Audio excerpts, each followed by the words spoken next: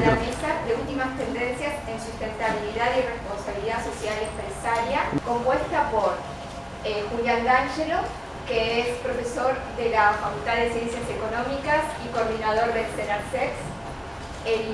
Las autoras, que hoy, bueno, es el lanzamiento de nuestro fondo editorial y son los primeros ejemplares que publicamos.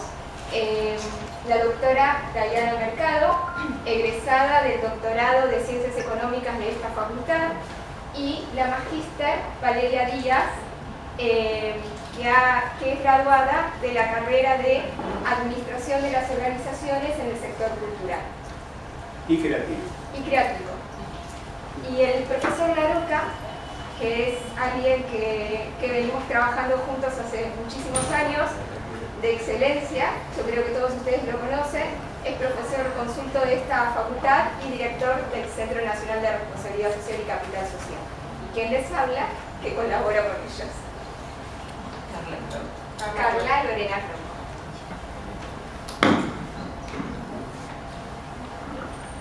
Bueno, muchas gracias a todos por estar presentes en esta actividad en el marco de la 12ª Jornada de Administración de la Facultad de Ciencias Económicas, donde desde el CENARSEX hemos venido participando ya hace muchísimos años, tanto de esta Semana de la Administración como del Congreso Internacional de Economía y Gestión, donde alguno de ustedes también ha participado, que es en el segundo cuatrimestre, ¿no? Meses de octubre, noviembre, dependiendo del año.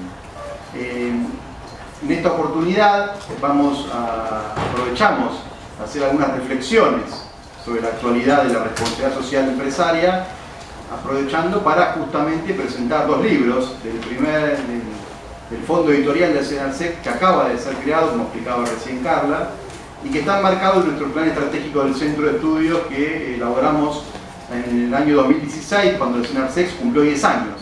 Nuestro Centro de Estudios fue fundado en el año 2010 por Bernardo Klicksberg, quien aún lo preside, y Héctor Laroca, que sigue siendo su director. En ocasión del festejo de la primera década, elaboramos un plan estratégico uno de los puntos era la creación de este fondo editorial para publicar diferentes materiales que se vienen trabajando en el marco de los programas de nuestro centro, y también para dar lugar a la publicación de las cada vez más numerosas tesis de maestría, de doctorado y también de la carrera que se vienen trabajando en la temática de la responsabilidad social y la sustentabilidad. En este caso, con la mirada inquisidora de Héctor, han sido seleccionadas dos tesis de excelencia que van a ser presentadas a continuación, que son los libros de Diana y Valeria. A lo cual, por supuesto, les agradecemos por haberse sumado a esta iniciativa, y bueno, quedarán en la historia también de la colección de nuestro centro, que esperemos que evitar próximas ediciones de libros. Aprovecho este momento previo para comentarles dos datos de agenda, antes de hacer las primeras reflexiones de apertura al panel, que tenemos actividades en muy poquito tiempo. Nosotros desde el Centro de Estudios, además, una de las tantas actividades que hacemos son en conjunto con la Secretaría de Graduados de la Facultad, coordinamos la Comisión de Responsabilidad Social y Sustentabilidad de Graduados, que es una comisión abierta, no está solamente abierta a graduados de la facultad, sino a graduados de otras disciplinas, a estudiantes y a profesionales del área que no sean graduados, gente que trabaje en las empresas o organizaciones en las áreas de RCE y responsabilidad social. La próxima reunión, para todos los que están interesados, y están todos invitados, es el próximo 5 de junio a las 19 horas, en el aula 212. En mayo justo nos toca el feriado del 1 de mayo, pues el primer martes de cada mes a las 19 horas. Es decir, la próxima reunión es el 5 de junio a las 19 horas en el aula 212 del segundo piso. Y con Héctor nos volvemos a encontrar el próximo 2 de mayo a las 20 horas 20 minutos, en la Feria del Libro, en el stand del Consejo de la Magistratura. Así que miércoles 2 de mayo, el stand del Consejo de la Magistratura de la Ciudad de la Feria del Libro, vamos a estar con Héctor conversando sobre responsabilidad social en el sector público, orientado a el Pacto Global. Así que estas son dos actividades a las que los quiero invitar a todos muy especialmente. El próximo lunes estamos cumpliendo, se está festejando, mejor dicho, Voy a silenciar el teléfono. Se están celebrando por segunda vez en nuestro país el Día Nacional de la Responsabilidad Social. Es una ley nacional aprobada en el 2016, cuya fecha, 23 de abril, rememora la firma del Pacto Global por parte de Argentina en el año 2004. El Pacto Global de Naciones Unidas es la principal iniciativa en materia de responsabilidad social en el mundo. Son más de 13.000 organizaciones, 10.000 empresas y 3.000 organizaciones no empresariales comprometidas con principios universales en materia de derechos laborales, derechos humanos, anticorrupción y protección del ambiente. Así que el próximo 23 de abril es una fecha que nos vuelve a convocar para la reflexión y muy próxima a esta jornada, así que muy atinente por los temas que vamos a tocar el día de hoy. Los grandes desafíos del mundo en la actualidad y fundamentalmente en nuestro país son temas que permanentemente han estado presentes en la agenda de la responsabilidad social. Hoy estaba repasando los temas de agenda, digamos, ¿no? De los medios de comunicación, de la política y de la alta política y de la economía en el mundo, y son temas de los que la responsabilidad social se ha venido ocupando desde hace décadas. Son temas que aún requieren solución. Es decir, la reflexión ante esta nueva fecha y en esta jornada es que los temas que están presentes en los medios, como el cambio climático, ¿no? que no mencionar del gran acuerdo internacional alcanzado en el 2015 en materia del Acuerdo del Clima de París, y a los muy pocos meses el terrible baldazo de agua fría que resultó para este acuerdo la elección de Donald Trump en la presidencia de Estados Unidos. Es decir, un tema que tiene que ver con el futuro de la humanidad, tiene que ver con la industria, con la economía, como hemos planteado ya acá en un panel que recordamos con Héctor también hace 2 años, un viernes de la jornada de administración, también lluvioso, se ve que en nuestra cábala, y también llenamos el salón, ¿no? Viernes a la noche con lluvia, llenamos el salón. De que tenemos que hacer las actividades los viernes con lluvia. Poder sortear los desafíos que nos plantea el cambio climático es uno de los más grandes desafíos de la civilización humana, en términos de la gravedad que tiene este tema. En la agenda cotidiana de nuestros días está el tema de las tarifas.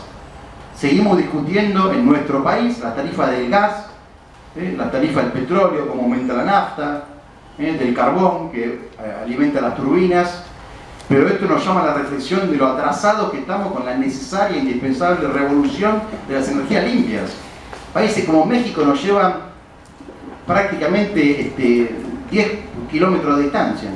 En México están pensando ya en los próximos años el 50% de energía generada de fuentes renovables. En Chile lo mismo, acá atrás de la cordillera. Hoy en Argentina tenemos el 2%. Y estamos viendo a quién convencemos para que venga a invertir en Vaca Muerta a seguir extrayendo gas y petróleo.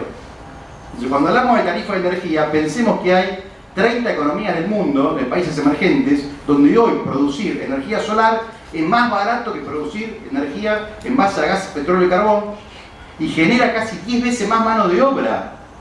Los trabajadores de las energías renovables, la energía renovable genera mucho más empleo que el empleo de la industria del petróleo, el gas y el carbón. Entonces, cuando discutimos estos temas, de vuelta está presente la temática de la responsabilidad social y la sustentabilidad. Hasta en las decisiones, bueno, ayer hubo una marcha, el otro día un ruidazo, hasta las decisiones sensibles de la economía y de las familias de Argentina.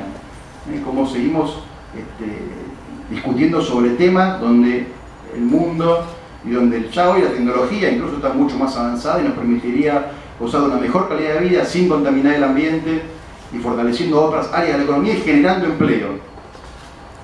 La semana pasada, el escándalo de Facebook, todos los diarios del mundo, Mark Zuckerberg declarando en el Congreso norteamericano, en el Senado, con los representantes, citado también en la Cámara de los Comunes en Inglaterra. ¿Qué estamos discutiendo? No estamos discutiendo cuestiones de tecnología, estamos discutiendo cuáles son las reglas con las que manejan nuestros datos estas grandes empresas. Google y Facebook hoy concentran más del 60% de la publicidad digital del mundo. Son empresas que tienen más de 1.000 millones de clientes. El 80% de las búsquedas en Internet son a través del buscador de Chrome, del navegador Chrome y del buscador de Google. El 90% de la publicidad digital en Estados Unidos, por eso Zuckerberg va a Estados Unidos y a Inglaterra hizo pata ancha, es la publicidad digital pasa por Facebook. Son empresas que ya no son multinacionales. como dice Héctor, son de categoría planetaria. Y lo que estamos discutiendo ahí no es tecnología, estamos discutiendo la ética de las empresas. Estamos discutiendo la ética de las empresas. Como dice, vamos a citar también a Bernardo, con el cual hemos estado, mira, y me acordé lo que quería decir también, con el cual hemos estado el viernes pasado, con Raúl, con Carla, en una conferencia que dio en la Embajada de Brasil en Buenos Aires. El domingo tiene que volverse a los Estados Unidos, donde es su residencia, y aprovechamos para darle los libros, así que ya Bernardo tiene nuestros 2 primeros ejemplares de la colección. Como decía Bernardo, con respecto a las empresas tabacaleras, tomando las palabras del presidente uruguayo Tabaré Vázquez, ¿no? Es la empresa que mata en el mundo a la mitad de sus consumidores. Hoy sabemos que las empresas tabacaleras están en retirada, pero muchas de ellas tienen acciones en las empresas alimenticias, con lo cual están trabajando en cómo generar un nuevo producto adictivo a partir de la alimentación. Esto no es, obviamente tiene mucha relación con que hoy la obesidad sea una de las epidemias más graves del mundo, ¿no? La obesidad en un extremo y la desnutrición en el otro. El tema de la mala alimentación es uno de los grandes flagelos hoy de la humanidad. Y si hablamos de adicción, a esto voy, vuelvo al tema de las redes sociales, vuelvo al tema de los smartphones. Hay estudios que hoy están mostrando las nuevas patologías que tienen que ver con las adicciones a las nuevas tecnologías. O sea, cómo el propio diseño del teléfono inteligente y el propio diseño de las redes genera adicción en el usuario. Está calculado que los jóvenes mandan hoy unos 100 mensajes por día y el 44% de ellos nunca se desconectan. El 78% de los jóvenes pasan más de 2 horas al día enviando mensajes, navegando, tuiteando, comprando y consultando en los home bankings. Las redes sociales borraron ya la diferencia entre lo público y lo privado. Esto tiene que ver con el escándalo de Cambridge Analytica, pero los escándalos se suceden uno tras otro. Hoy es Cambridge Analytica, antes de ayer fue los suicidios transmitidos en vivo por Facebook, uno se va olvidando. Antes de ayer fue la complicidad de Facebook y Google en el hackeo ruso a la elección de Trump en los Estados Unidos. O sea, hay un escándalo. No, estamos hablando de lo que son las redes sociales. El escándalo de las fake news, yo me estoy hablando de uno. El escándalo de las noticias falsas. Hoy, datos estadísticos internacionales. El 67% de los ciudadanos no sabe diferenciar entre una noticia falsa y una real. Es una encuesta internacional, hecha en 28 países, 33.000 personas encuestadas. El 67% de las personas no puede diferenciar en un diario qué es real y qué es falso. O sea, ¿cuál es la calidad de información que hoy tenemos los decisores para tomar decisiones? Los decisores del sector público, de las empresas, de las organizaciones y el votante. ¿No? Porque eso habla mucho de la importancia de las noticias falsas en las campañas sucias, en las campañas electorales. Entonces uno se preguntará ¿cuánto faltará para que estos temas le empiecen a ser exigidos a las empresas, pero en serio? Y falta menos de lo que ustedes piensan. En este verano, 2 inversionistas de Apple, cuyo fondo de inversión junta unos $2.000 millones en acciones, presentaron un pedido al directorio de la empresa para que se tomen medidas para combatir la adicción de los niños a los celulares. $2.000 millones en acciones le están exigiendo a Apple qué medida, qué plan de prevención tiene para combatir la adicción a los celulares. Antes del escándalo de Cambridge Analytica, George Soros, estamos hablando de alguna gente que un poco de poder tiene en la economía, declaró que las empresas como Facebook causan adicción y afectan a la democracia y deberían tener una mayor regulación. Stephen Hawking ya había dicho tiempo atrás, falleció hace muy poquito, que la manipulación que podían llegar a ejercer las empresas a través de la inteligencia artificial equivalía a traer el infierno a la tierra. No, por si no quedaba clara la frase, ¿no? La responsabilidad social y la sustentabilidad atraviesan todos los temas. Está cada vez más presente, llega a cada vez más sectores, es cada vez más vigente y cada vez más necesaria. Bernardo no se cansa de decir esto no solamente en sus libros, sino también en sus videos. Ustedes lo pueden encontrar en YouTube. las 4 ediciones de su programa, el informe Clipper, o las distintas que se han emitido, como está dentro de la agenda permanente de la responsabilidad social, todos estos problemas que hacen en lo cotidiano. Afortunadamente, a pesar de la crisis económica, cada vez más empresas tienen una mirada en este sentido, van alineando sus políticas de responsabilidad social en marco de la agenda de los ODS, en los 17 principios de la Agenda 2030 de Naciones Unidas, y desde la Universidad de Buenos Aires y desde la Facultad de Ciencias Económicas, esta actividad y estos 2 libros son también un aporte más en este sentido. Así que muchas gracias a ustedes por estar aquí esta tarde lluviosa, discutiendo, charlando y escuchando temas muy interesantes para nuestro presente y nuestro futuro.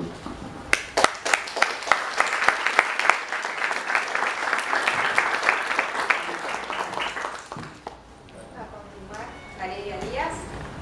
A ver si se escucha ahí o ahí va. Bueno, buenas tardes a todos, bienvenidos. El otro micrófono. Este se escuchaba bien. Hola. ¿Cómo Sí, se se llama? escucha mejor. Me parece Bueno. que ese segundo se escucha mejor. ¿Ese? Sí. Vamos con. Bueno, buenas tardes. Ahí va. Bueno, les agradezco por haberse acercado este día de lluvia. Tengo el enorme placer de empezar a comenzar con lo que es la presentación de los primeros libros del Fondo Editorial de Renarsex. El agradecimiento a Héctor, a Julián y a Carla por la invitación de poder presentar los contenidos que trabajé durante la maestría en la administración de las organizaciones del sector creativo y cultural de esta casa de estudio. Y el desafío y la responsabilidad, y compartiendo, teniendo en el auditorio tanta gente joven, la misión de la universidad pública para generar contenidos que permitan repensar nuestras comunidades.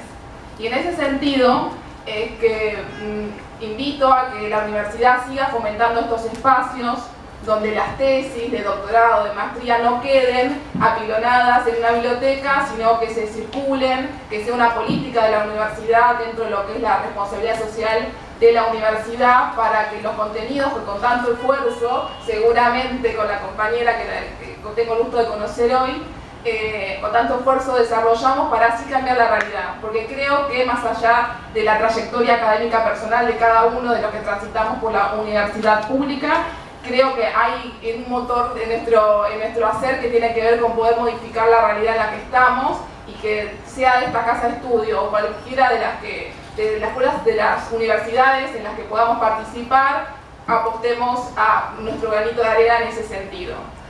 Mi tesis tiene que ver con lo que es la moda sustentable. Y en ese sentido es un recorte que para mí pareció muy interesante, porque tiene que ver con la relación de diseñadores vinculados con el sector artesanal.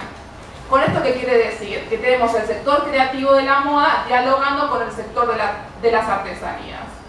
Y en eso uno puede analizar que hay un devenir de un modelo de negocio donde el corazón del modelo de negocio que tiene que ver con la RC. O sea, que son emprendimientos que parten de la vocación de poder comunicarse con este otro para poder generar un valor agregado a las prendas. En ese sentido analicé 3 casos que invito a que consulten después en la tesis, que es Manto, Maloca y Caimanta, con identidades bien distintas incluso al sector al cual está dirigido. Son perfiles muy distintos, pero dialogan en esta incorporación del sector artesanal de pueblos originarios y rurales, que es un detalle no menor. ¿Por qué no es un detalle no menor? Porque la RCE, como compartimos seguramente, tiene que ver en clave de RCE, lo económico, lo social y lo ambiental, como tanto insiste Héctor, que cada vez que uno se acerca al centro te recalca las 3 patas de la RCE. Pero redialogando con Héctor, y siempre en ese diálogo que genera Héctor Laroca, que te invita a pensar y a repensar las prácticas, es que también hay que pensar la RCE en clave cultural, en clave ética, en clave de patrimonio. ¿Por qué sucede en estos emprendimientos? Es que empezamos a trabajar en clave de los motivos ancestrales de estas comunidades originarias. Antes de avanzar un poquito más en clave de lo que fue el desarrollo de esta tesis, tengo un breve video que capaz me parece interesante exponerlo porque son los spots institucionales de las dos marcas, de las tres que mencioné, y anteceden un fragmento del adelanto de lo que fue un film que fue True Cost, que habla de la industria de la moda, o sea, el fast fashion en contraposición a lo que estaría dentro de la tendencia del slow made, o sea, mostrar las dos caras, como parte de lo que fue entonces el análisis de mi tesis de maestría. A ver si... O sea, van a encontrar un vocabulario, o sea, el primero es el lenguaje cinematográfico, y el segundo son spots institucionales de las marcas que trabajan.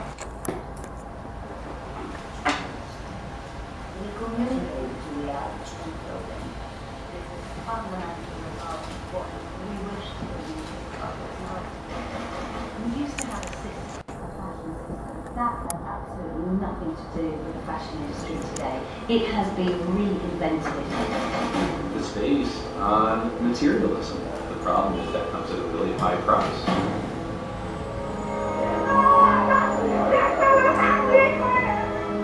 Garment factory collapsed, killing more than 1,000.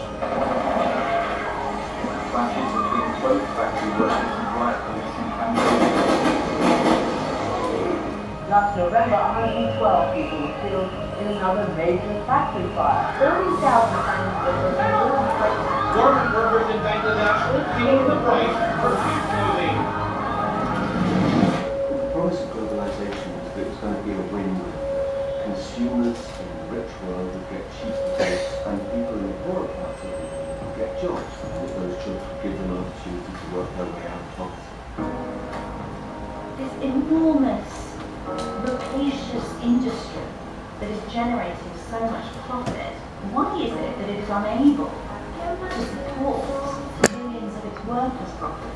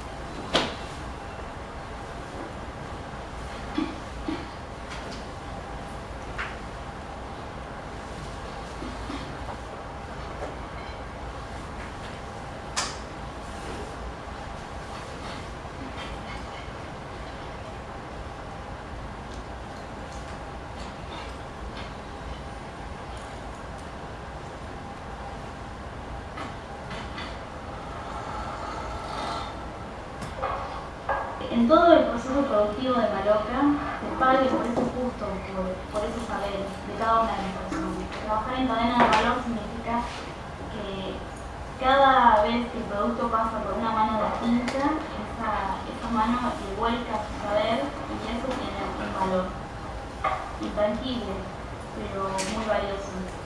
Lo más importante de Maloca es la gente que trabaja en Maloca. El valor más grande es la construcción que hemos logrado hasta ahora como equipo. Y para mí es importante seguir manteniendo eso. Falta perfeccionar un poco más la técnica en todos los aspectos de Maloca, pero la esencia está. Es como lograr una etapa de semi-industrialización, pero que no se pierda ese valor de lo artesanal, del trabajo manual, que eso esté en cada parte del producto.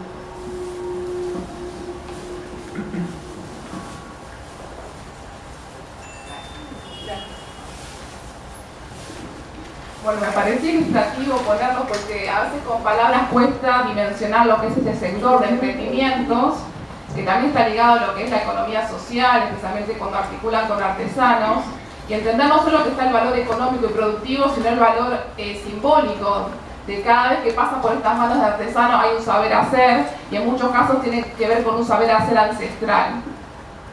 En este sentido también, en estos emprendimientos lo que me sucedió a lo largo de lo que fue la escritura de la tesis de maestría como hecho reflexivo es pensar una teoría que pueda pensar las prácticas concretas. Es decir, yo me encontraba con grandes manuales de la responsabilidad social empresarial que me hablaban de pymes, de grandes empresas, pero cuando tenía que tratar de pensar esta situación concreta me quedaba grande la teoría o las herramientas. Entonces me animé a generar indicadores para pensar la responsabilidad social en emprendimientos. Entonces esta E mayúscula de la RCE fue en minúscula, no por disminuirlo, sino por entender la especificidad de estos casos.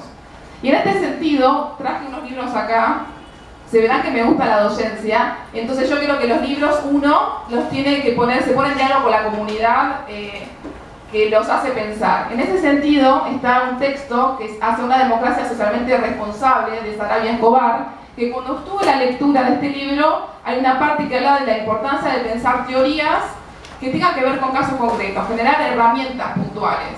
Entonces pensé, yo tengo la capacidad de crear esto, porque los grandes cambios empiezan con la posibilidad de pensar cada uno de nosotros prácticas profesionales distintas. Entonces, dentro de lo que fue el marco de la tesis, generé una serie de indicadores para poder reponer reflexivamente de estos emprendimientos, que tienen la especificidad de entender cómo es el tiempo de la temporalidad dentro de lo que es el trabajo artesanal, cómo se concibe la calidad, el tema de la generación de motivos, el tema de la configuración de precio justo con los artesanos, y un tema que también nos interesa mucho con Héctor, que es el tema de la comunicación a través de las etiquetas. En el trabajo de maestría analizo las etiquetas entendiéndolo como dispositivos comunicacionales que tienen que ver qué se le está comunicando a nuestros consumidores. Porque este tipo de emprendimiento necesita un consumidor que tenga conciencia de lo que el valor de lo sustentable, de lo hecho a mano, de lo hecho que, como habla después la compañía, tiene que ver con el cuidado ecológico de nuestros paisajes. Entonces, una parte, digamos, del trabajo fue esto, reflexionar en indicadores específicos para este tipo de emprendimientos. Y además me pareció interesante, obviamente, entender estos emprendimientos en el marco de un entramado social que tiene que ver también cómo el Estado funciona estimulando este tipo de emprendimientos, las ONG que trabajan con los artesanos, y ahí hay una serie de diferencias entre diseñadores que trabajan de manera directa con los artesanos y aquellos que trabajan de manera indirecta a través de las ONG, qué tipo de acuerdos hay, explícitos y a veces implícitos con estas organizaciones. Y otro texto que me sirvió, que es parte de que lo creó mi director de tesis, que es Manuel Esbadar, es el modelo Palancas. Que este es un libro, hay una edición nueva, esta es una edición anterior, pero este modelo de palancas, siguiendo lo que decía de generar teorías desde América Latina, él propuso un modelo de negocios, pero respondiendo a las lógicas locales. Entonces es un modelo que habla de encontrar diferenciales dentro del segmento de la oferta y la demanda que potencien nuevas unidades de negocio. Lo que hace Manuel me parece interesante porque es tratar de generar o crear una teoría que responda a nuestras propias realidades. Si bien hay una conexión con el modelo Canvas, se tiende entonces o sea, surge de la experiencia de él con las pymes nacionales. En ese sentido también, siguiendo con el análisis de lo que es entender los modelos de negocio de este tipo de emprendimientos, surgió también la posibilidad del desafío de pensar en estos modelos de negocio que devengan de proveedores estratégicos, estos artesanos, que es lo que sucede en este tipo de emprendimiento. Vimos el caso de Manto y Maloca, que es ir hacia lo que podríamos denominar un trabajo colaborativo, donde haya una injerencia más dinámica entre artesanos y diseñadores. Ese sería un desafío que aprovecho que está esta mesa y están los colegas, para pensar desde la universidad, poder pensar como en la elaboración de un código de buenas prácticas entre artesanos y diseñadores, o un sello también de calidad ética de las prendas, como un desafío de un contenido que se puede generar desde la universidad, para generar marcos éticos para la generación de este tipo de emprendimientos que tienen el valor económico, social, ecológico y también cultural patrimonial. Pero necesita de herramientas que la universidad puede generar para este tipo de emprendimientos.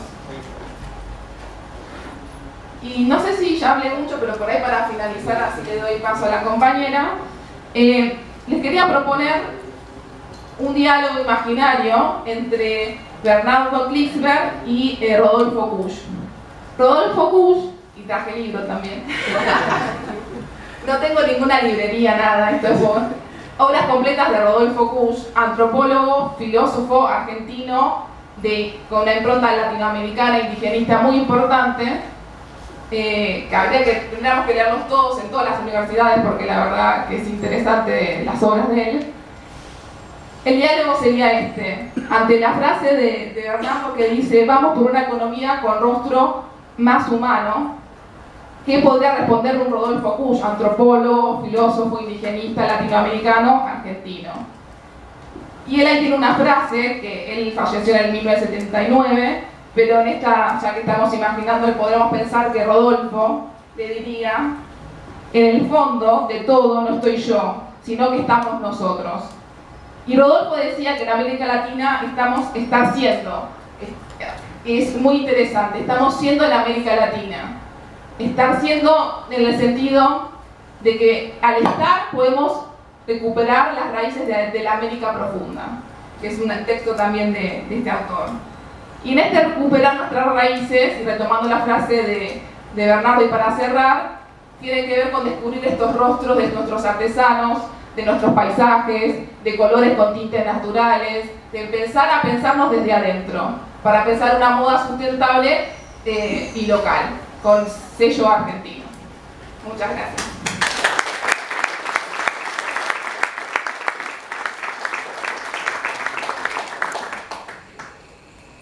Buenas tardes, ¿se escucha bien? Sí.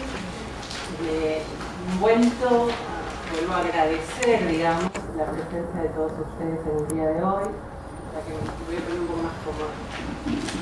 Ahí me parece que está bien. Agradecer al CENARSEX, especialmente a Héctor, al profesor Héctor Larroca, que en el 2016, el día que terminé de rendir la tesis doctoral, yo salía jubilosa de haberla rendido y me lo encuentro a Héctor y me dice, estamos pensando crear un fondo editorial. ¿Querés presentar la tesis, hacerla dentro del fondo? Para mí fue como, vieron el regalo caído del cielo para terminar de cerrar un día maravilloso. Así que realmente felicitarlos porque sabemos todos lo que es el esfuerzo dentro de las universidades nacionales, públicas, en el armado de estas instancias de construcción de saber, lo que implica tratar de visibilizar el trabajo que hacemos muchos investigadores con muchos años y poder lograr llevarlo a la divulgación, a la difusión científica. Yo creo que no hay nada más satisfactorio para cualquiera que nos dedicamos a esto, que esto pueda llegar a los lectores, a las personas interesadas en cada uno de los temas que nosotros trabajamos. Así que nuevamente agradecerles y felicitarles.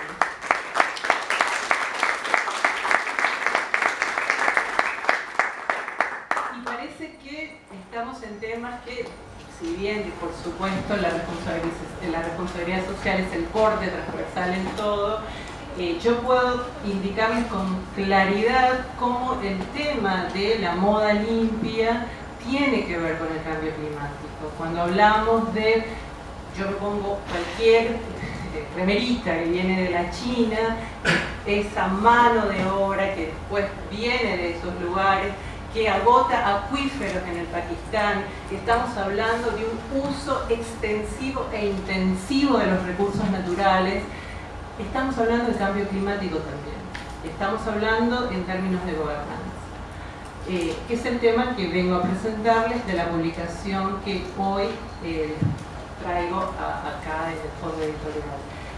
Permítanme, antes de empezar a hablar sobre el tema, agradecer a dos personas que no están presentes hoy, a la doctora Raquel Sastre, a la doctora Patricia Quien, quienes prologaron el libro que ustedes espero que puedan leer y que con sus amables consideraciones introducen al lector en los objetivos, en los contenidos que van a ser trabajados y que van a formar parte no solo en cuanto a esta finalidad de divulgación, sino a tratar de pensar entre todos y abrir el debate de un tema que no es tan común en las ciencias económicas, sobre todo en el área de la administración.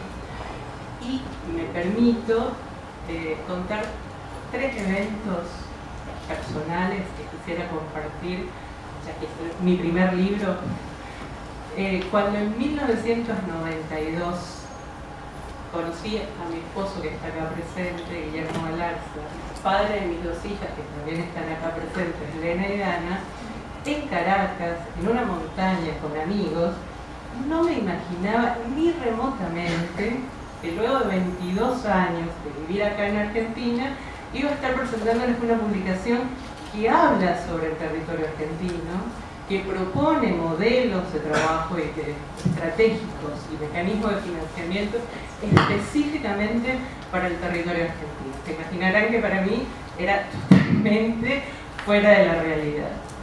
Otro hito es en el 2002, ya formaba parte del equipo docente del profesor Leonardo Schwarzing, que es en la materia de dirección general, hoy jubilado. Sigo siendo parte del equipo con Iván y con varias de las personas que están acá presentes hoy.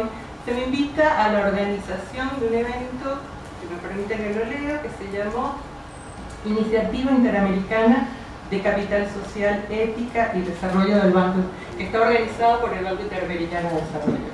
Ahí nos conocimos con el profesor Gisbert, con Héctor. Digamos que en ese momento tampoco me hubiese imaginado que años después estaríamos hablando de responsabilidad social en términos de gobernanza y en términos de manejo de fenómenos complejos, como si bien lo hay, que es el cambio climático. Y el último evento que quisiera relatarles es en el 2008, cuando luego de muchos años, de mucha insistencia, paciencia, dirían mis amigos y mi marido cabezadurismo, logré el ingreso al doctorado. No me hubiese imaginado que ahora estaría presentando una publicación que tiene que ver con un análisis transdisciplinario que busca ser una forma de comunicación entre diferentes ciencias y plantear también un marco epistémico común a trabajar desde lo que es la administración. Dicho esto, lo que quiero presentarles es la idea de la publicación. Básicamente tiene el objetivo de conocer, describir y comprender lo que es una nueva categoría conceptual en términos de gestión de fenómenos complejos. En el caso del cambio climático, además estamos aportando a la construcción de un modelo climático y a especificaciones concretas en cuanto a lo estratégico y mecanismos para su implementación. Me parece muy necesario pensar que este material pueda servir para a todos los actores que están involucrados en la toma de decisión en medidas precautorias, no solo para el término del ciclo de vida de un negocio, no solo pensando en un ciclo político, sino pensando además en cómo esto puede influir y puede ser parte de las estrategias en un espacio organizacional ampliado. Me interesa además considerar cómo esas estrategias pueden plantearse dentro de un sistema climático. Y en ese sentido, hoy en día, casi subrepticiamente, hablamos de política climática. Y quedó instalada en la Ley de Glaciares, que fue aprobada en el 2010, y en un articulado se habla de cómo generar política climática. Debemos pensar entonces, nosotros del área de las ciencias económicas, en cómo hablar de gestión climática. Esta publicación aporta a entender que existe una directa vinculación entre lo que es la gobernanza económica y democrática y la gestión del cambio climático como bien público. Y ahí aparece una nueva categoría que tiene que ver con la calidad climática como un derecho y un ejercicio ciudadano en lo que es respecta a derechos y a deberes con respecto a esa calidad climática que a todos nos debemos y queremos garantizar que todos los actores deban cumplir. Entendemos además en un primer capítulo, y así traté de hacer ese recorrido, que el fenómeno es multiparadigmático y multifactorial. Si bien en ese primer capítulo hago un recorrido acerca de lo que es el fenómeno del cambio climático, no técnico, básicamente para los que no somos del área de las ciencias físico-naturales, lo que quiero y pretendo es entender esos impactos en cuanto a la base productiva, en cuanto al sistema económico, en cuanto a las redes de negociación que surgen a partir del análisis de este fenómeno, de la posibilidad de pensar el impacto en salud, como hemos visto también en la moda. Básicamente, cuando hablamos de estabilidad climática como un derecho, estamos hablando también de política interviniendo en todos los procesos en la toma de decisión. En un segundo capítulo se indaga y analiza los principales abordajes teóricos que hasta hoy, desde las ciencias sociales, específicamente en el área de la administración, abordan lo que son el análisis de fenómenos complejos. Me interesa particularmente el paso de esa racionalidad mecanicista, una racionalidad creativa, la posibilidad de pensar en la incertidumbre asociada a entornos inestables y al necesario quiebre de esa discusión sobre la negociación en términos de costo-beneficio. La negociación es mucho más compleja e implica escenarios de alta incertidumbre, donde básicamente, y gracias si lo vemos desde el punto de vista más estricto, cuando yo hablo de forzamiento radiativo y hablo de que un efecto acá, en medio de Santiago del Estero, puede ser parte de todo lo que ocurre, digamos, a nivel planetario, no importa en qué país ocurra la emisión, todos nos podemos ver afectados de la misma manera.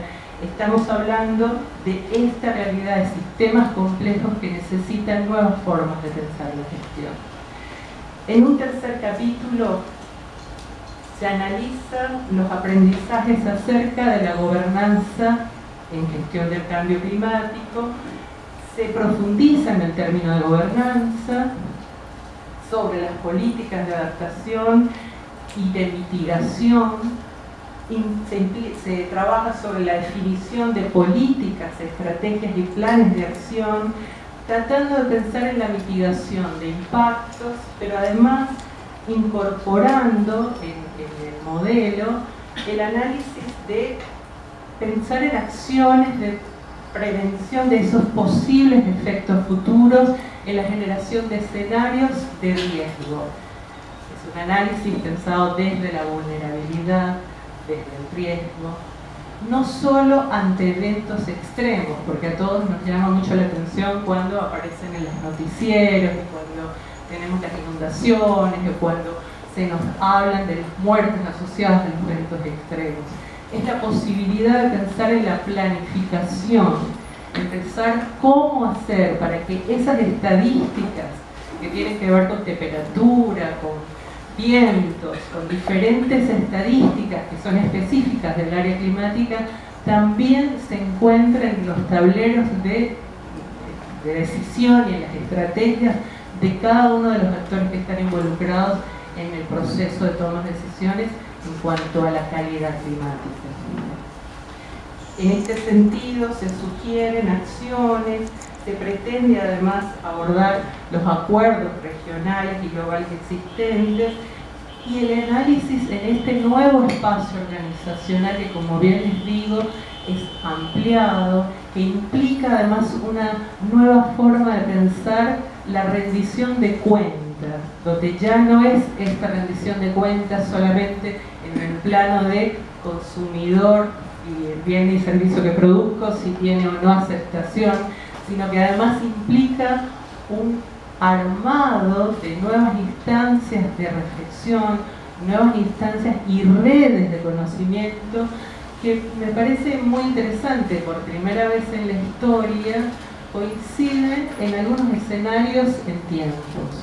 Hoy hablamos de objetivos de desarrollo sostenible hacia el 2030, 2050, 2100. Los escenarios también de vulnerabilidad climática están en estas mismas temporalidades y los escenarios se construyen con estos mismos tiempos. Me parece que empieza a darse una nueva mirada a lo que es la ciencia y la técnica, siendo el que produce conocimiento, pero produce además política y toma decisiones. Un personaje como Donald Trump, como estaban acá explicando, los procesos siguen y el Acuerdo de París está vigente y los países tienen que hacer los informes acerca de sus emisiones y cada uno llegó a algún compromiso que debe cumplir. Y estas nuevas instancias ya no son de carácter totalmente voluntario, porque no pasa solamente por la penalización en el cumplimiento, no. Pasa por ver cómo esto realmente tiene que ver con la valoración de bienes y servicios que están en el mercado, y hay una nueva valoración de ese consumo, de ese servicio que se presta, porque me impacta, porque lo veo, porque este fenómeno, que si bien es global, tiene impacto en lo local y me afecta a mí, ahora, hoy. Se propone en el cuarto capítulo una definición de un modelo de gestión, de tableros estratégicos de decisión con mecanismos específicos para su implementación en lo que serían tableros estratégicos sobre la estrategia global de gestión de cambio climático, sobre la gobernanza en gestión de cambio climático y mecanismos de financiamiento para su gestión. Básicamente en dos grandes desafíos: la descarbonización de los países industrializados y el crecimiento y el desarrollo sin emisiones. Estos son los dos grandes desafíos que nos plantearon desde el Acuerdo de París. ¿Cómo lo podemos hacer? ¿Cómo lo vamos a implementar? ¿Y cómo lo vamos a pagar? En una responsabilidad que es común, ciertamente, pero diferenciada. No podemos pensar que tenemos la misma responsabilidad que aquellos que emitieron y que hace cientos de años generaron muchos de los gases de efecto invernadero que hoy siguen afectando a nuestro planeta. Evidentemente, estos principios de subsidiariedad, estos principios de quien contamina paga, que son los que hasta ahora tenemos, como que basan, digamos, todo lo que es la política internacional en cuanto al desarrollo climático, empiezan a tener cuestionamientos y empiezan a pensarse desde otros ámbitos de decisión. Por supuesto, como buena investigadora, el libro termina con un epílogo final que invita a pensar qué otras preguntas surgen, que se presentan nuevas líneas de investigación, que se plantean nuevos interrogantes para que ustedes, estudiantes o interesados en la investigación en el tema, puedan darse cuenta que hay todavía tanto para investigar. Yo los invito, agradezco de nuevo la posibilidad de poder tener una publicación para la difusión de estos temas. Para mí es una pasión, hace muchos años que trabajo con estos temas, pero además me parece que es importante que empecemos a hacer este análisis transdisciplinar, de un nuevo lenguaje que necesita ser implementado entre todos, diferentes ciencias. No es fácil, a veces no es fácil. En unas reuniones científicas nos pasa, ¿vieron? Uno va a las reuniones y les parece que hablamos en idiomas distintos. Empecemos a hacer este esfuerzo. Agradezco de nuevo la presencia de todos en el día de hoy.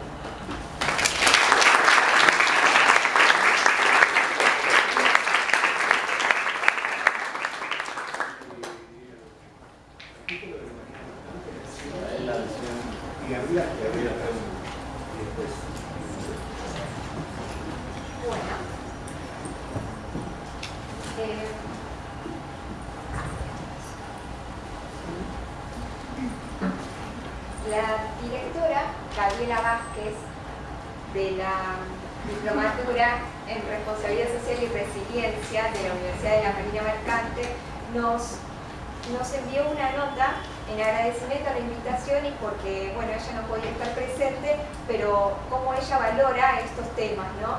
Y bueno, ante su gran amor a esto, hizo extensiva las invitaciones a dos personas que bueno, aprecia mucho y que también trabajan en el tema de responsabilidad social. Les quiero compartir la nota.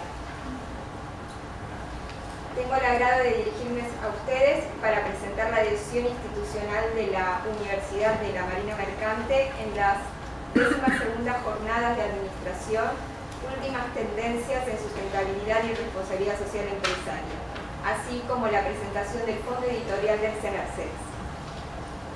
Desde nuestra cátedra de Responsabilidad Social Universitaria, a cargo de la licenciada Silvia Gabriela Vázquez, apoyamos todas aquellas acciones tendientes a promover la responsabilidad social, de modo que celebramos esta iniciativa, firmada por el rector Fraga de la universidad. O sea que estamos muy agradecidos ante este interés, ¿sí? Me gustaría también que ustedes, como bien escucharon a las dos autoras, tengan este momento para hacerles preguntas. ¿No?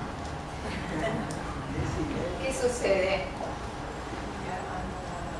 Hay que tratar de incomodar a las autoras. Sin palabras. ¿Sí? ¿Necesitan micrófono para las preguntas o no? Sí, una pregunta a Valeria Díaz. Sí, si puedes dar algún ejemplo de los indicadores que generas en tu trabajo. Especialmente generar indicadores vinculados hay uno que es vinculado a lo que es la responsabilidad social con los artesanos, y uno de los hitos que nombré, o de los indicadores, tiene que ver si la emprendedora o emprendedor comunica toda la cadena de valor en las etiquetas. ¿Por qué hago hincapié en esto? Porque muchas de las emprendedoras tienen muy buena, o sea, comunican de manera verbal cuando uno se acerca al local. Pero eso no es suficiente, porque sabemos que las etiquetas también, tanto las que son internas como las que aparecen dentro, como si fuese un librito, o sea, tienen como una intención, pero no llegan a cubrir lo que es la comunicación. Incluso tienen muchas deficiencias en lo que es la comunicación online, donde aparece un énfasis en la colección, en la utilización de tintes naturales, pero queda en una instancia poco definida, podríamos decir. Está trabajado de una manera que el consumidor tiene una vaga idea de la identidad de la marca. Sí, uno la puede ir reconstruyendo en la medida que uno se hace seguidor de esa emprendedora, se comunica, tiene un contacto más fluido. Pero sí me parece que para poder generar un consumidor de lujo, como se habla ahora del lujo sustentable, una de las maneras de generar esta conciencia es a través de la comunicación. No solo al interior del emprendimiento, que es un paso, sino hacia la comunidad.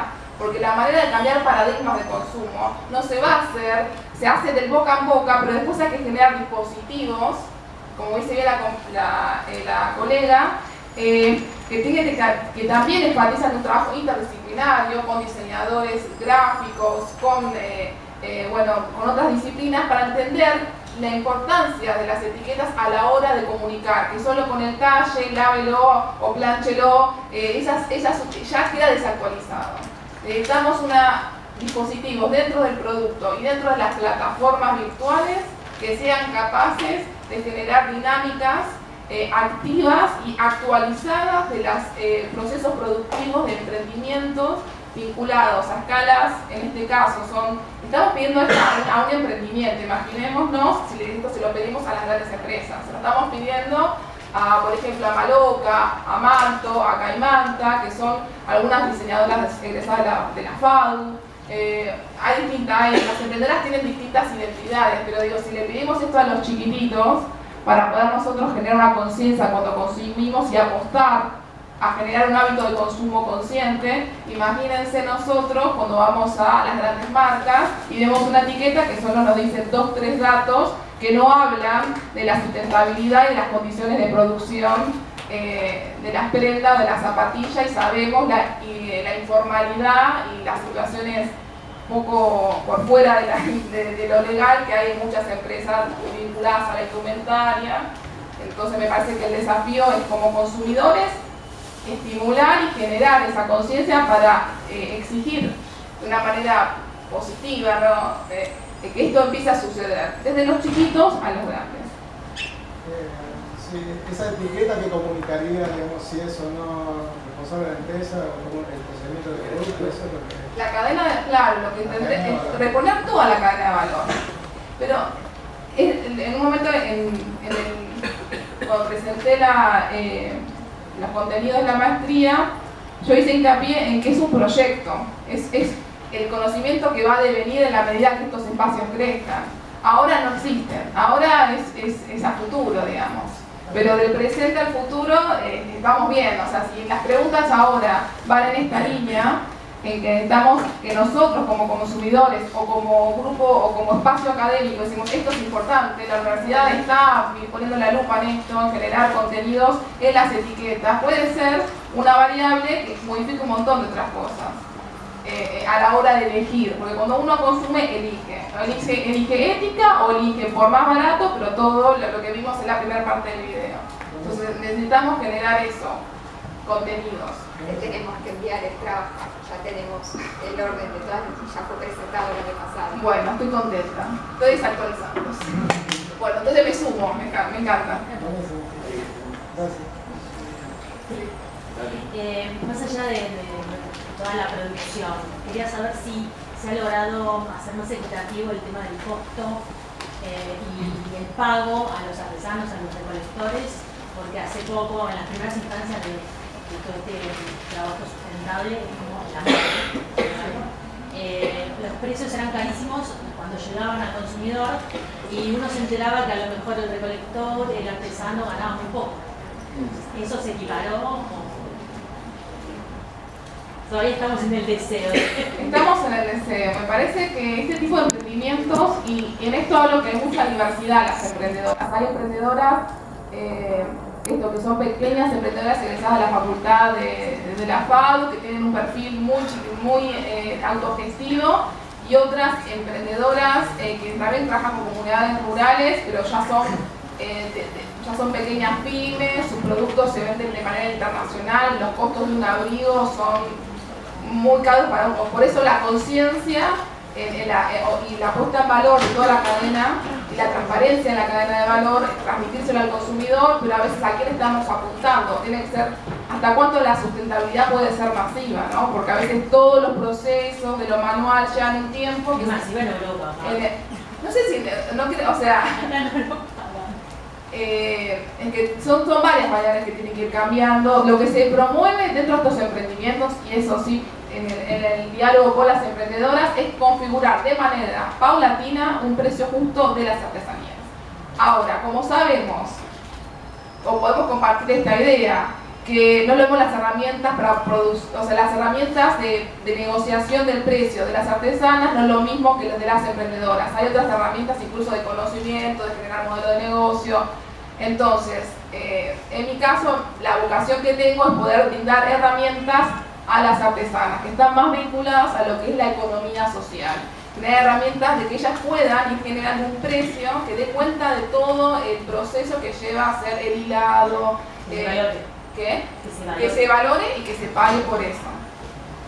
Ese es el desafío también, pero me parece que este tipo de emprendimientos la RSE es el motor, o sea, quiere decir que va a haber del otro lado una emprendedora que va a escuchar estas, o sea, ahí va a haber un diálogo, porque ya nace con esta vocación de generar un vínculo con sectores vulnerables de la sociedad. Entonces, esa vocación está, hay que seguir viendo las especificidades de cada caso, pero ir hacia mejorar, ir hacia generar mayor comunicación, un precio justo para las artesanas. Y visibilizar nombres. El tema de lo patrimonial también es importante, y de las autorías, que es un tema bastante complejo. Si saben que también hubo un tema de plagio, hubo varias discusiones en relación a eso. Es un tema a tratar. Si me permiten, yo quisiera agregar algo. El Ministerio de Ciencia y Técnica está trabajando fuertemente en lo que es la propuesta de bioeconomía.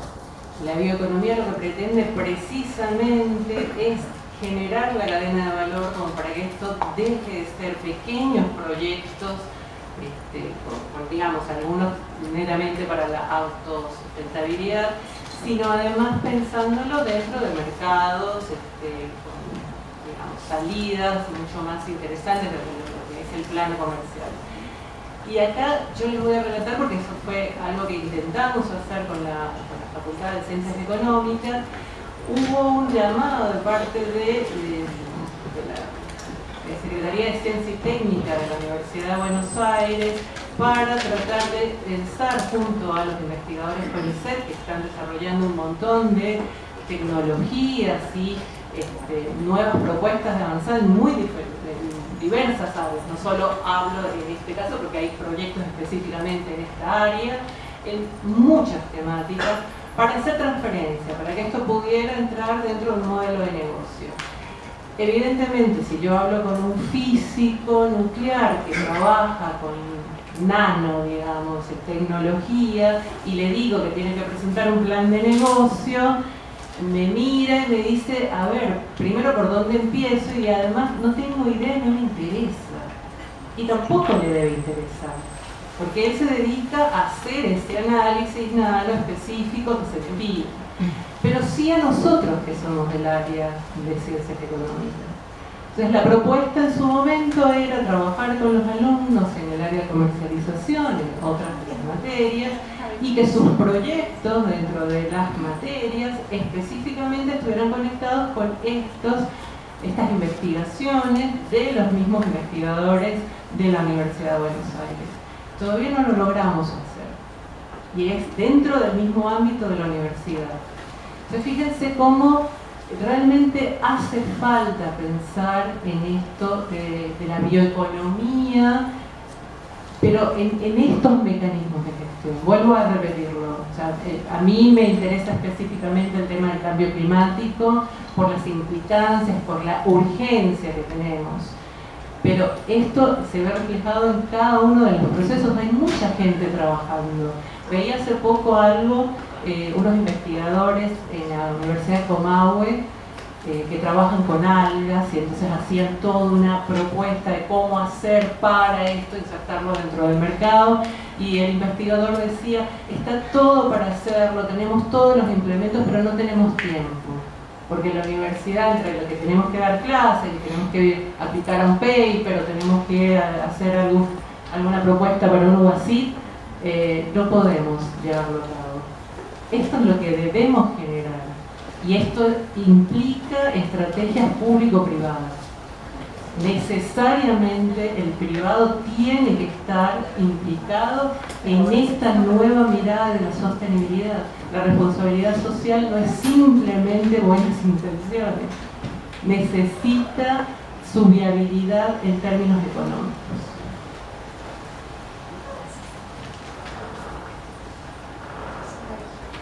El profesor Caroca va a dar unas conclusiones sobre los temas abordados.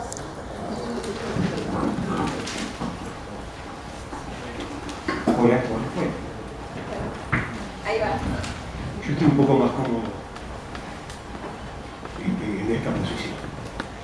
Bueno, en primer lugar, les agradezco a todos ustedes esta presencia, hoy diríamos sostenible. Supongo que hablaremos con quien corresponda para que la próxima sea un viernes de lluvia y también 17 horas para que tenga nuestro salón pleno. Creo que hay muy poco que agregar,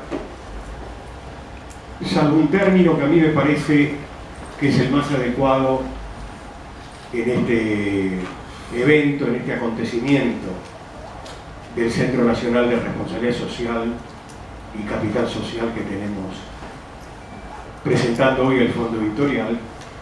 Y ese término, digamos, sintético, es que estamos orgullosos, por un lado.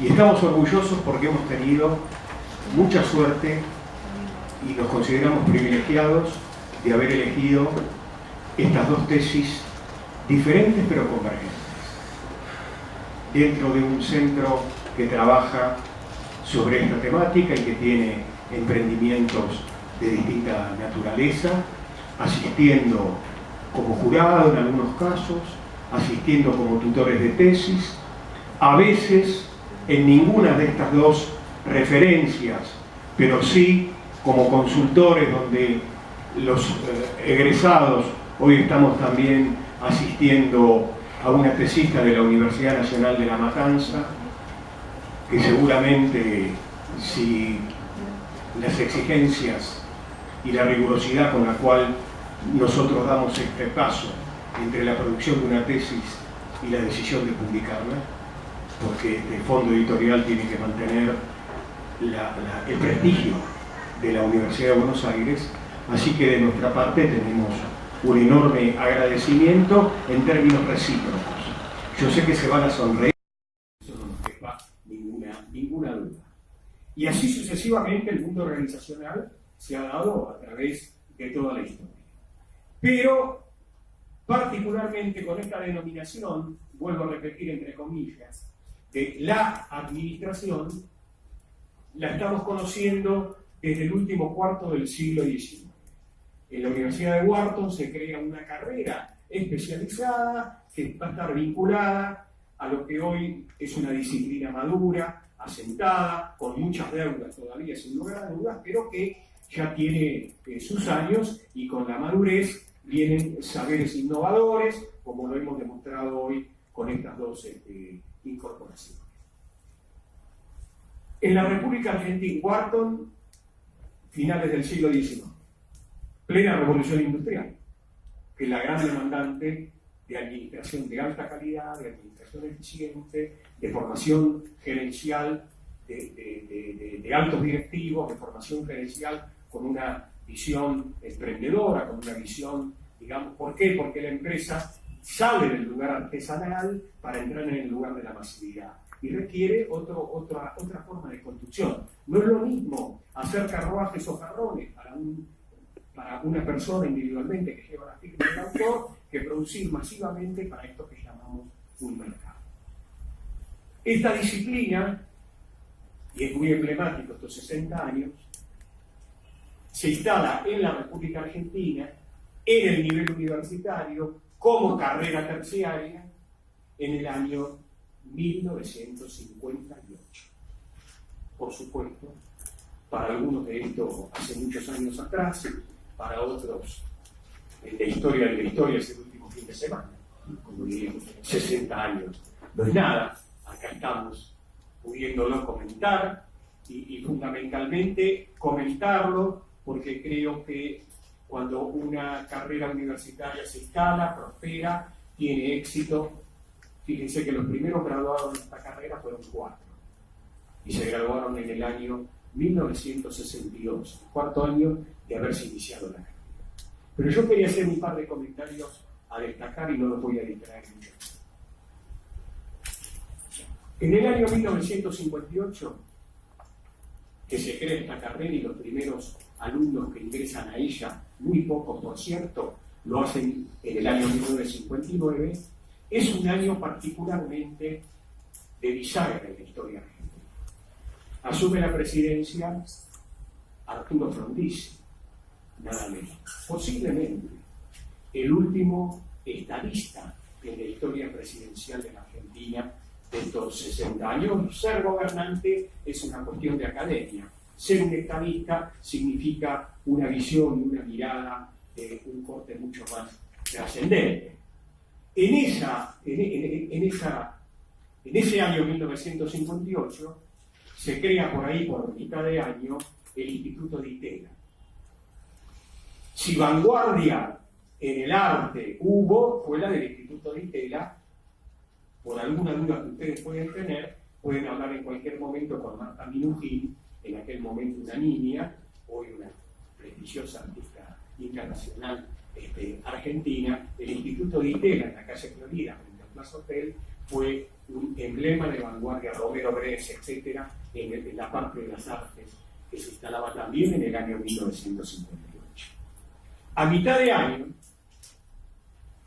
el presidente de la Nación, fíjense ustedes que 3 años antes se había producido la denominada Revolución Libertadora. Había sido derrocado el presidente Juan Domingo Perón en la mitad de su segundo mandato, y había 2 años y medio, casi 3 años, de esa revolución hasta que, digamos, hay un recupero de la democracia donde se electó Frondizi. A mitad de año, el presidente Frondizi, después de las intervenciones a las universidades, nombra 7 rectores.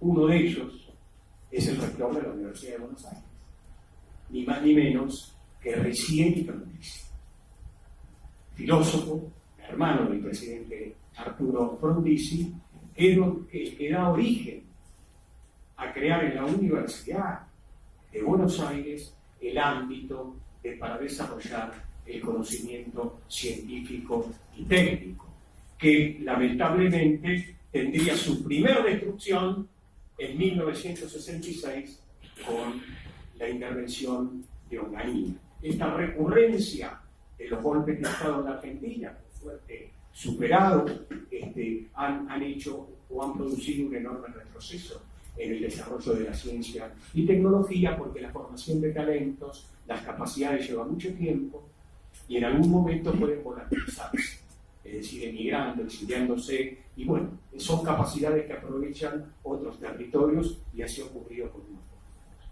En ese año, particularmente de 1958, nuestra carrera, la carrera de licenciatura en administración, es la primera en las universidades argentinas. Hoy aproximadamente el espectro universitario debe estar en unas 100 unidades académicas entre públicas y privadas, y todas tienen carreras de administración, en general llamadas de esta forma, algunas con el objetivo de administración de empresas, pero independientemente de eso, la primera fue fundada en la Facultad de Ciencias Económicas, acá, en el año 1958.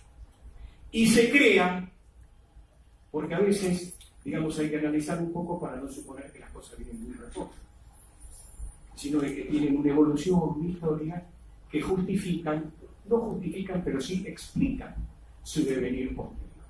Esa carrera, en ese momento, se crea a partir de un acuerdo con la Universidad de Columbia, en aquellos famosos denominados programas de intercambio cultural.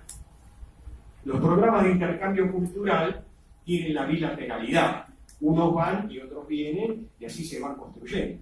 Salvo que las asimetrías subordinen al menor con respecto al mayor, y por lo tanto el intercambio cultural tiene una sola vía. Estos son los programas, esta es la bibliografía, acá se tienen que venir a formar los profesores, y esto es lo que hay que hacer para poner en marcha la carrera. Quiere decir que hay, dicho ahora a la distancia, un pecado original. Esta carrera nace siendo una carrera subordinada a los intereses del tío Sam. No gratuitos, porque en aquel momento hay al menos dos grandes sectores de la economía que comienzan a internacionalizarse fuertemente: es el sector de los laboratorios y el sector automotriz. Y por lo tanto, en esa extensión de la multinacionalidad, fíjense que en Europa está en pleno plan Marshall, es decir, posterior a la Segunda Guerra Mundial, toda la tarea de reconstrucción. Cuando aparece esto que se ha denominado la empresa multinacional. Hoy hemos habilitado otras categorías como la empresa planetaria, y las empresas multinacionales, al lado de las planetarias, parecen ser casi pequeña y mediana empresa. ¿no es cierto? Es decir, que entre los unicornios y las planetarias, la gran empresa internacional distribuida por todo el mundo parece ser una empresa casi como de segunda categoría. Pero en aquel momento, antes de ayer, como decía más temprano, el fenómeno de la expansión tenía que ver con crear mercados extraterritoriales que permitiesen que un desarrollo, sea un diseño y un descubrimiento, pudiese ser no solamente para abastecer un mercado interno, sino salir al mundo.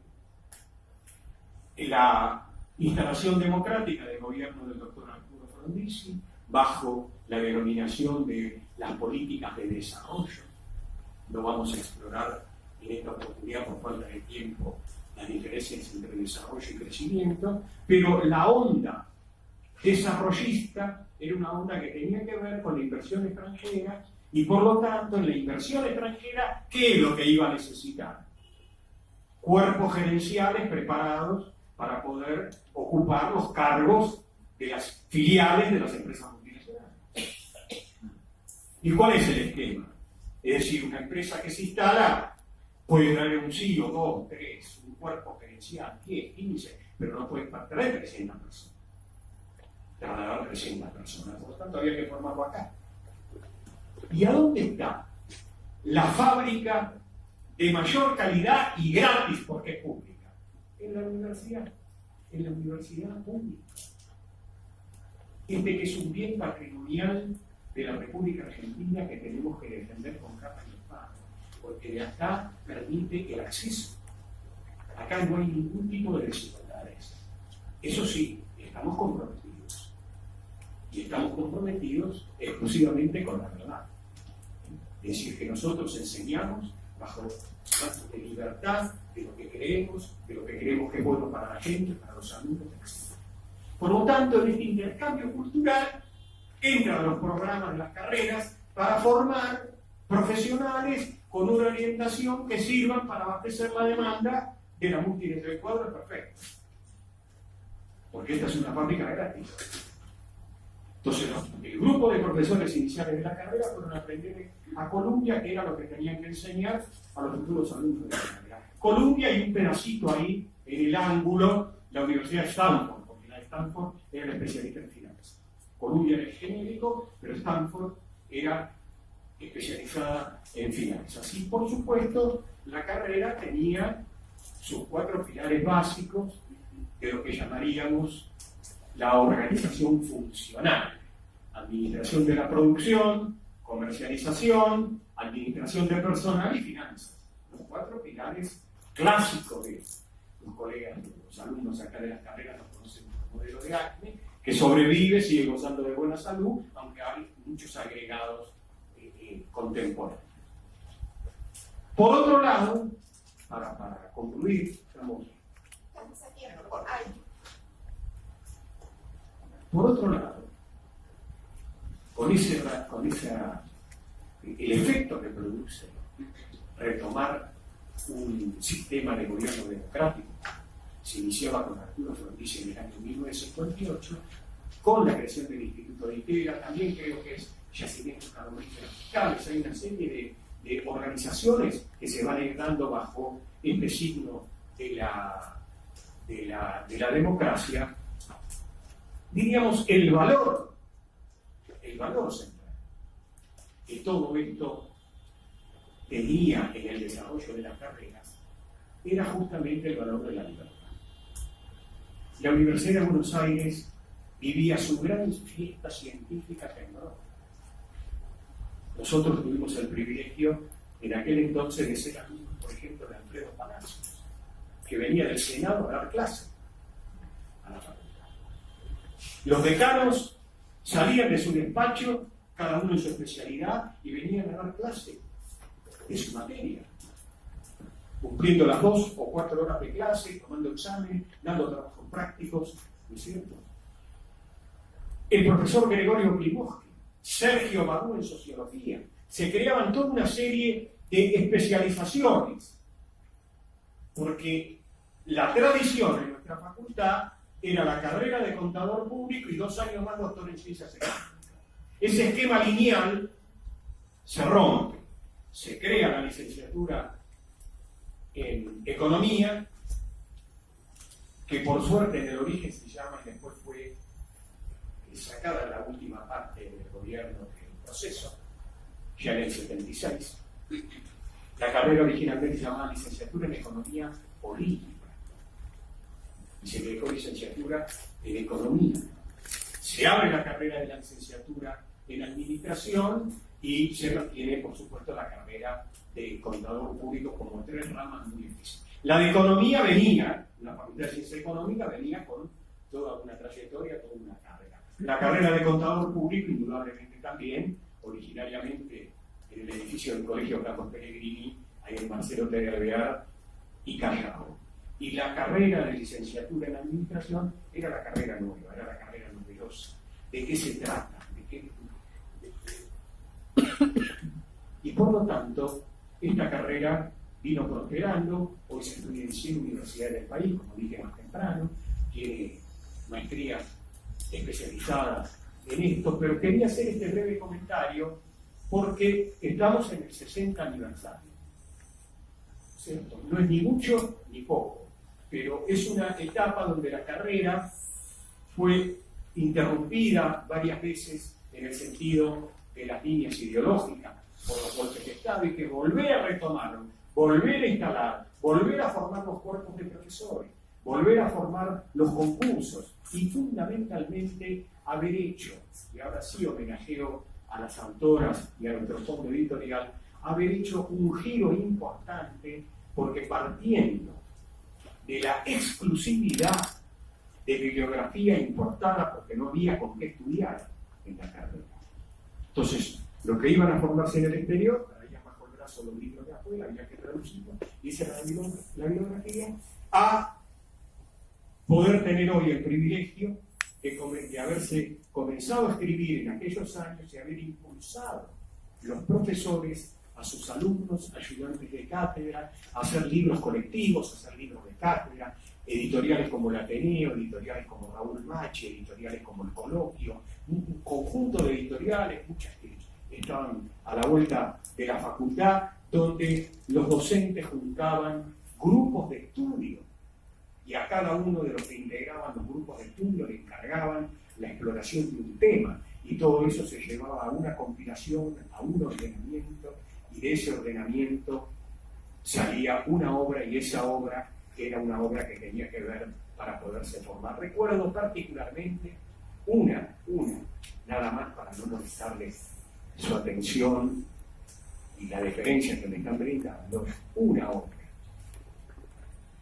3 de los amigos, digamos de toda la vida, nuestro maestro Bernardo Klinsberg, en aquel momento estudiábamos en la biblioteca de esta facultad, cerraba la biblioteca a la 1 de la mañana, como era muy temprano todavía, para la bohemia, íbamos a la de medicina, porque esa estaba abierta hasta las 3 de la mañana.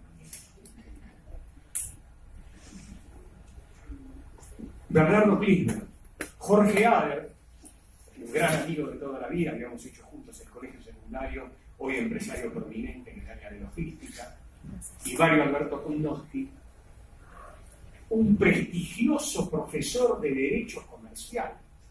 Carlos Malagarriga le encargó a sus alumnos hacer un libro sobre sociedades comerciales. Debe datar el libro del año de los 60, de los finales de los 60.